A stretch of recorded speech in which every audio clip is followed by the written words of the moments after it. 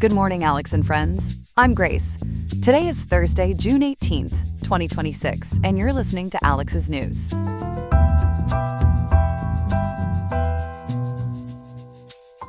In Riverside today, we are looking at a high of 81.9 degrees with a low of 61.1 degrees, making for a fairly mild day across the region.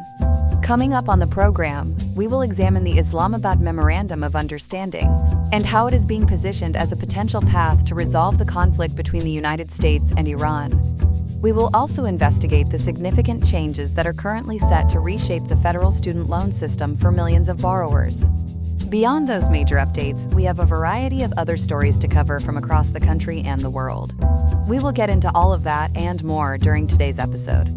All of this is coming up on Alex's News. Stay tuned.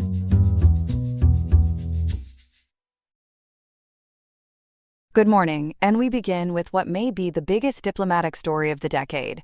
After 18 months of open conflict, the United States and the Islamic Republic of Iran have signed a preliminary framework to end the war. For more, we're joined by our reporter Ethan. Ethan, good morning. Walk us through what was actually signed last night. Good morning, Grace. The document is formally called the Islamabad Memorandum of Understanding, and it's a 14-point deal that was digitally signed on the evening of June 17th, just yesterday. According to NBC News and Fox News, President Donald Trump signed from the Palace of Versailles in France right after the G7 summit wrapped up. Iranian President Masoud Pezeshkian signed from Tehran, and ABC News and Radio Free Europe confirm Pakistani Prime Minister Shehbaz Sharif signed as the primary mediator in Islamabad. It's essentially a roadmap that gives negotiators 60 days to turn this framework into a permanent treaty. A digital signing across three capitals at once. So how did Pakistan end up at the center of this? That's a great question, because earlier rounds didn't run through Islamabad at all. Back in 2025, the talks were known as the Muscat Framework, hosted in Oman. But those negotiations reportedly collapsed amid mutual accusations of duplicity. The Times of India and Anadolu Agency report that Prime Minister Sharif's government picked up the pieces with additional help from Qatar, Saudi Arabia, Turkey, and Egypt. So this is really a multilateral Muslim-majority mediation effort, which is striking given how isolated Iran had become. Let's get into the substance. What's actually in the deal? There are a few major pillars, Grace. The Council on Foreign Relations at NBC News describe an immediate ceasefire on all fronts, plus what's called a de-escalation roadmap for Iranian-backed forces in Lebanon, Yemen, Syria, and Iraq. There's also a maritime component. Iran reopens the Strait of Hormuz to commercial traffic. The U.S. lifts its naval blockade of Iranian ports, and Washington grants a 60-day toll-free period for shipping. So you've got both a military stand-down and an economic on-ramp built into the same document. And the nuclear piece, which has been the sticking point for years. This is where it gets really significant. Iran has agreed to stop uranium enrichment above 3.67%, which is the civilian fuel threshold from the old Obama-era deal. They'll also ship their existing 60% enriched stockpile out to a third party. And critically, the IAEA, that's the International Atomic Energy Agency, gets what's described as, quote, anytime, anywhere, end quote, access to both declared facilities and military sites like Parchin. That last part is unprecedented, and it's why some hawks are quietly impressed even as they criticize other elements. What does Iran get in return on the economic side? A phased lifting of U.S. sanctions, both primary and secondary, including waivers for Iranian oil exports. That's meant to provide quick economic relief to a country that's been under crushing pressure. But the centerpiece and the most controversial part is a $300 billion reconstruction and development fund. Reuters and Axios report it's structured as a private investment vehicle designed to modernize Iran's energy, logistics, and manufacturing sectors. $300 billion is an enormous figure. Where does that money actually come from? President Trump has insisted the fund is, quote, entirely private, end quote. Specifically, to avoid the perception of U.S. payoffs to Tehran, but independent financial analysts tell a more nuanced story. The Dakota Free Press and Seeking Alpha report the fund is, in their words, de-risked by several mechanisms. Those include unfreezing somewhere between $24 billion and $40 billion in Iranian sovereign assets currently held in South Korea, Iraq, and Oman. And the sanctions waivers themselves are described as a regulatory subsidy for private investors. So it's private money, but with a heavy government thumb on the scale. Ethan, remind our listeners how we got here. This war has been brutal. It really has, Grace. The Center for Preventative Action at the Council on Foreign Relations calls the past 2 years a period of high-intensity kinetic friction. One of the most dramatic moments came in early 2025 when a joint U.S.-Israeli strike killed Supreme Leader Ayatollah Ali Khamenei. He was succeeded by his son, Mojtaba Khamenei, which itself was a controversial dynastic transition inside Iran. The casualty figures are sobering. Iran's UN ambassador has reported more than 1,500 civilian deaths, including 175 killed in a controversial U.S. strike on an Iranian elementary school. 13 U.S. service members have also been killed. And the fighting was escalating right up until the last minute, wasn't it? Just within the last week, actually. On June 13th, Israel struck Iranian missile factories and assassinated nuclear scientists. That was followed by U.S. strikes on nuclear sites at Fordow, Isfahan, and Natanz, the three most sensitive locations in Iran's program. Iran retaliated by hitting U.S. bases in Qatar, Bahrain, Kuwait, and Jordan, and they shot down a U.S. Apache helicopter over the Strait of Hormuz. So this agreement is landing on top of a battlefield that was still very much active just days ago. Given all that, how is the deal being received in Washington? Sharp resistance, particularly from Democrats and some Republicans. Senate Minority Leader Chuck Schumer called the agreement, quote, an American disaster, end quote. Senator Mark Warner has raised concerns about Iran getting access to redevelopment funds without strict oversight. And Senator Lindsey Graham, a Republican, is demanding that the deal be submitted to Congress for formal approval, arguing this can't just be an executive arrangement. So there's a real fight brewing over whether the Senate will get a vote. I understand there's also an ethics question involving the vice president?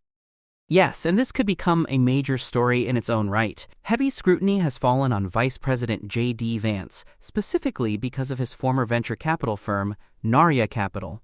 The administration says Vance's assets are in a qualified blind trust, which is the standard arrangement for senior officials. But Reuters reports that Narya, which is backed by Peter Thiel, has been identified as a potential investor in the Iran reconstruction effort. Watchdog groups are flagging possible violations of 18 U.S.C. Section 208, which is the federal conflict of interest statute. What kinds of companies does Narya hold? That's where the conflict question gets sharper. Narya holds stakes in defense firms like Anduril Industries and Onodrim, both of which are active in regional security work. So you have a venture firm tied to the vice president, with positions in companies that benefit from the broader Middle East security picture, and now potentially positioned to invest in Iranian reconstruction as well. Whether that crosses a legal line is going to depend on the structure of that blind trust and what Vance knew, but the optics are obviously difficult. Let's pull back to the global picture. How are markets and other governments responding? The market reaction was immediate. NPR and CNN report that global oil prices fell roughly 5% right after the deal was announced, which makes sense given the reopening of the Strait of Hormuz. The G7 leaders, who were already gathered in France, issued a joint statement praising the agreement. But not everyone is on board. Israeli National Security Minister Itamar Ben-Gvir said Israel is not bound by the terms and is maintaining what he called cautious skepticism, especially about those anytime, anywhere inspection protocols. That's a real wild card. Israel kept fighting after past agreements too. Exactly right. And remember, Israel was a co-belligerent in many of the recent strikes, including the June 13th operation against missile factories and nuclear scientists. If Prime Minister Netanyahu's government decides the inspections aren't tough enough, or if Ben-Gvir's faction pushes harder, you could see unilateral Israeli action that destabilizes the whole framework. So the diplomatic glue here is fragile, even with all the mediating powers involved. So what happens next? Where do negotiators go from here? Tomorrow, June 19th, technical teams from the U.S., Iran, and the mediating nations are scheduled to convene at the Bergenstock Resort in Switzerland. That kicks off the 60-day implementation phase, where the framework has to be translated into a binding, permanent peace treaty. They'll be hammering out verification details, the sanction sequencing, the structure of that $300 billion fund, and the de-escalation roadmap for Iranian-backed forces across the region. It's an enormous workload for 2 months. And if they miss the 60-day window? Then technically the framework lapses, and both sides would have to decide whether to extend the ceasefire or return to hostilities. That's why you're hearing diplomats say the next 2 months are arguably more important than yesterday's signing. The Islamabad MoU is a doorway, not a destination, and there are still plenty of actors in Tehran, Washington, and Jerusalem who could slam that door shut. Ethan, terrific reporting on a fast-moving story. Thanks so much for breaking it down for us this morning. Always a pleasure, Grace. We're back, and there's a major shakeup coming for anyone with federal student loans. Just under 2 weeks from today, the rules of the game change for millions of borrowers. Here to walk us through it is our reporter, Chloe. Chloe, good morning. Good morning, Grace. Yes, July 1st, 2026 is the big day, and it's really the culmination of a law signed almost a year ago. We're talking about the One Big Beautiful Bill Act, officially Public Law 119-21. According to reporting from NPR, LAist, and the Department of Education, it fundamentally restructures how student debt is issued, repaid, and forgiven in the United States. Almost a year in the making. So what's the very first thing borrowers will notice come July 1st? The most immediate change is the official end of the Biden-era Saving on a Valuable Education Plan, better known as SAVE. In its place, the Department of Education is launching something called the Repayment Assistance Plan, or RAP. NPR reports more than 7 million borrowers currently enrolled in SAVE will soon get notifications from their loan servicers. That notification starts a 90-day window to manually pick a new plan. And what happens if someone misses that 90-day window?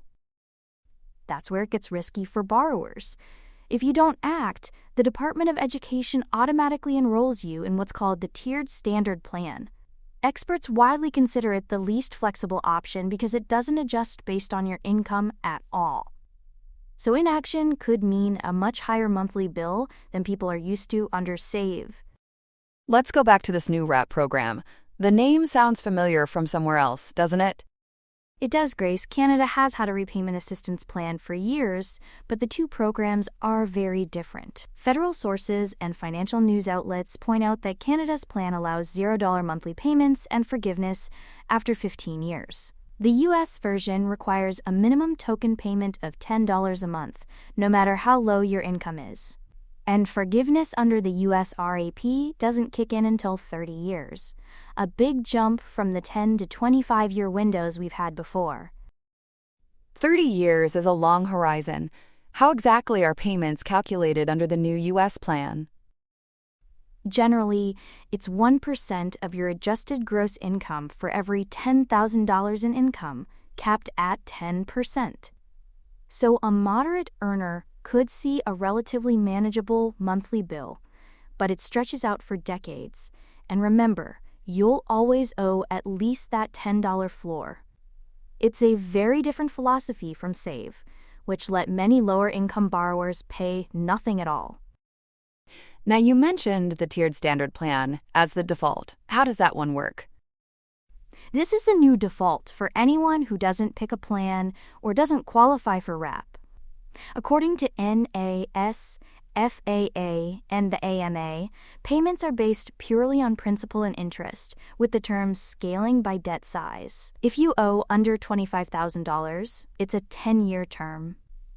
$25,001 to $50,000 is 15 years, $50,001 to $100,000 is 20 years, and anything over $100,000 stretches to 25 years. Okay, that covers repayment. What about new borrowing? I hear graduate students are facing some big changes too. Huge changes, Grace. Effective July 1st, the Graduate Plus loan program is eliminated entirely for new borrowers. Going forward, grad students will be limited to direct unsubsidized loans, with a cap of $20,500 per year and a lifetime aggregate of $100,000. For a lot of programs, that simply won't cover the cost. That sounds like a real squeeze. Are there any exceptions for high-cost fields like medicine? Yes, the Department of Education carved out 11 so-called professional degree categories that get higher limits, up to $50,000 a year and $200,000 total. According to NASFAA and educational health organizations, those 11 include medicine, osteopathic medicine, dentistry, veterinary medicine, law, pharmacy, chiropractic, optometry, podiatry, theology, and clinical psychology. So your traditional MD, DO, DDS, JD, and PharmD tracks are protected. And which fields didn't make that list? I imagine there's some frustration there. There is.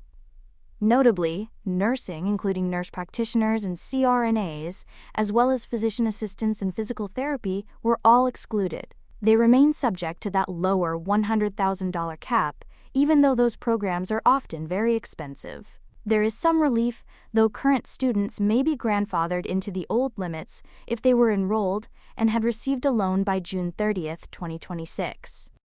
Good to know for students already in the pipeline. What about parents borrowing for their kids' education?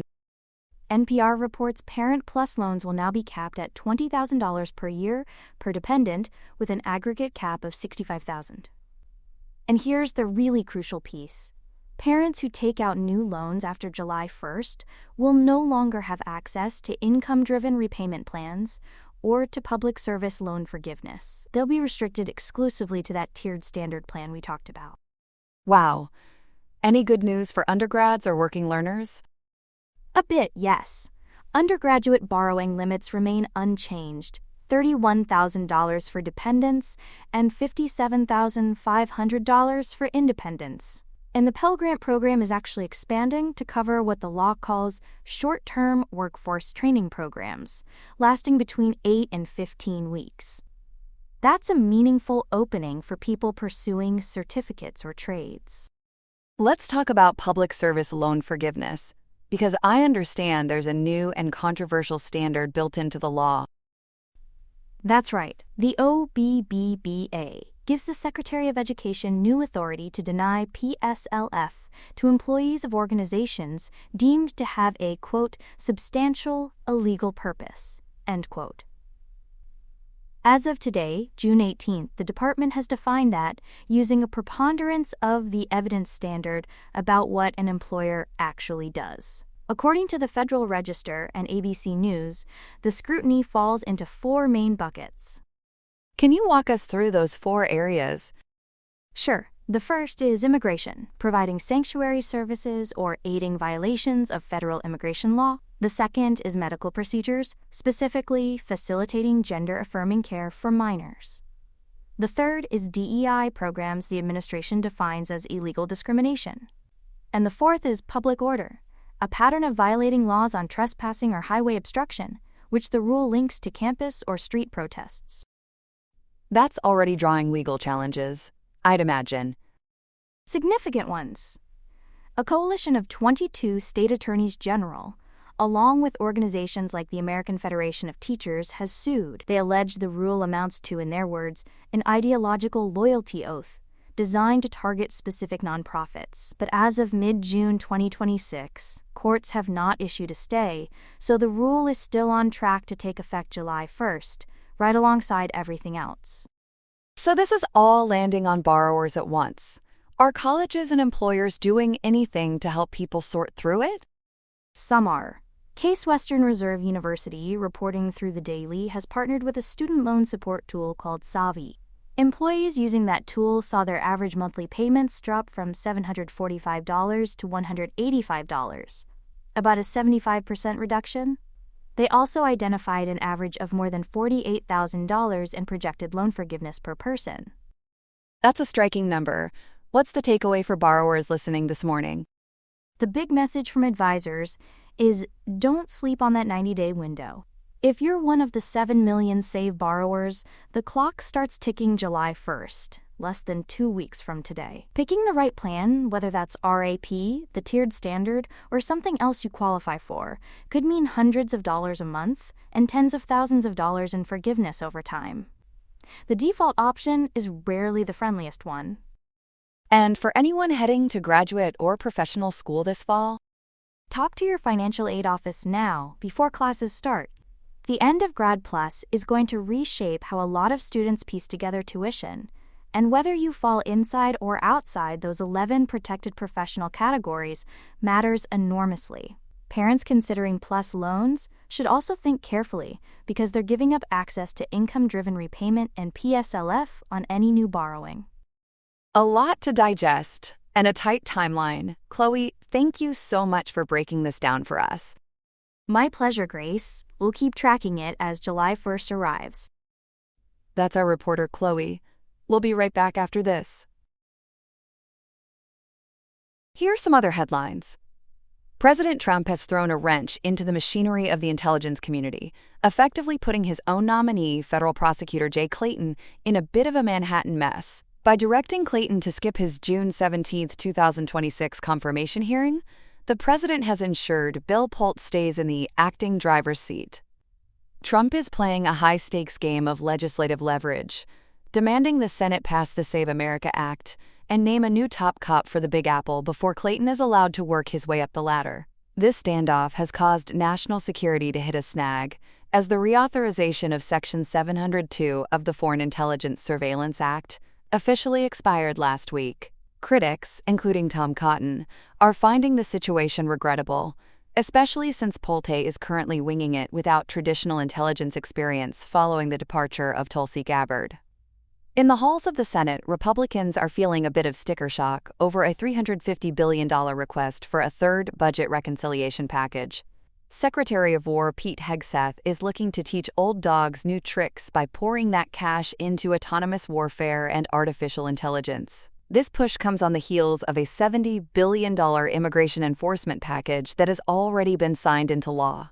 Meanwhile, a $1,150 billion defense bill for fiscal year 2027 is marching forward, making sure troop levels in Europe stay put while earmarking $780 million for Ukraine through 2029. Hegseth is also over in Brussels pitching NATO 3.0, hoping European allies will assume more responsibility during a 6-month review of the American footprint abroad, all while the administration has secured funding for immigration agencies through the end of the term. The world of technology is seeing some regulatory traffic jams, as the European Parliament's digital omnibus has pushed back compliance dates for high-risk systems to December 2, 2027. Back home, President Trump has signed Executive Order 14,409, creating a voluntary framework for frontier models to give the government an early peek at their cybersecurity. Under Secretary Howard Lutnick, the newly rebranded Center for Artificial Intelligence Standards and Innovation, or CAISI, is looking to keep America's competitive edge sharp. However, a new United Nations report warns that the boom is getting thirsty, with energy and water demands reaching a boiling point ahead of next month's global governance dialogue in Geneva. In the Windy City, the Obama Presidential Center is hitting a high note today at John Lewis Plaza. The $850 million campus is being dedicated with a star-studded lineup, including Bruce Springsteen and Christina Aguilera. While most former commanders-in-chief are gathering for this foundation of hope, President Trump is opting to skip the party. CEO Valerie Jarrett says the 20-acre hub will be an economic engine for Chicago, generating $3 billion in activity, and while the speeches are today, the public can get their first look tomorrow, just in time for Juneteenth. Finally, Yum Brands is deciding that life is better with a little less crust, agreeing to sell off Pizza Hut for $2.7 billion.